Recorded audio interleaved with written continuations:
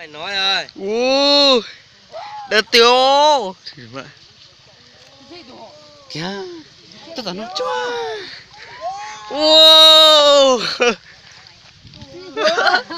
Nó ra tao. Tại sao nó có tuổi bây giờ? Sao có mà. Sao có mà. Mình đi ăn gì lùng đúng không? Vô.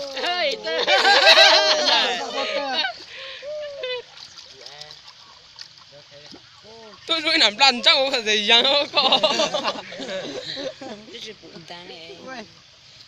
Chúng ta check cái đó.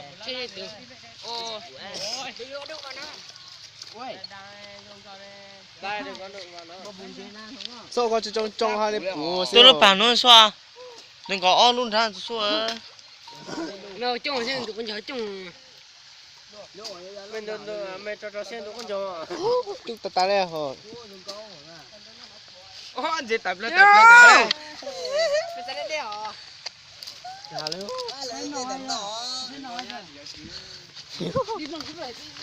Trong một tay đó.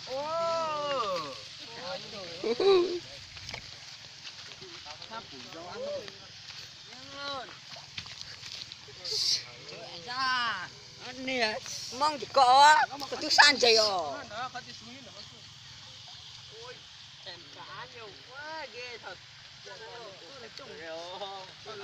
Nó thấy là mấy vạn con ăn 10 vạn con nữa.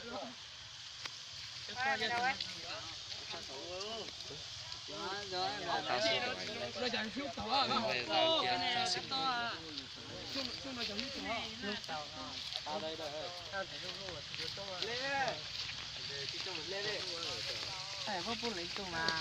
Ỉ mẹ. Để tao đứng cao hơn. Mày dùng vai tao này vào mở. Tí nó khắt ấy thôi.